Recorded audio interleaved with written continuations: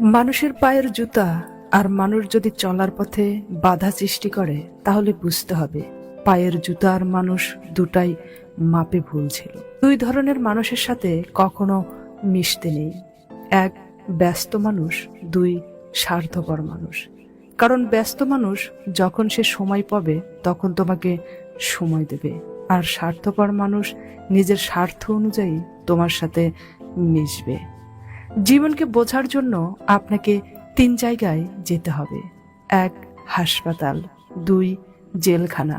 3, কবরস্থান। হাসপাতালে গেলে তুমি বুঝবে সুস্থতার চেয়ে সুন্দর আর কিছু নেই। জেলখানাতে গেলে তুমি বুঝবে স্বাধীনতার চেয়ে মূল্যবান আর কিছু নেই। কবরস্থানে গেলে তুমি বুঝবে জীবন আসলে কোনো কিছুই নয়। আজ যে মাটিতে আমরা হাঁটছি, কাল সে মাটিতেই আমাদের কবর হবে।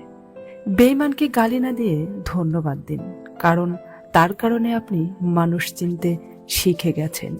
সবচেয়ে সুন্দর প্রতিশোধ হলো কারো প্রতি কোনো রাগ, অভিযোগ, অভিমান, ঘৃণা না রেখে তাদের ভুলে যাওয়া ও যোগাযোগ বন্ধ করে দেওয়া।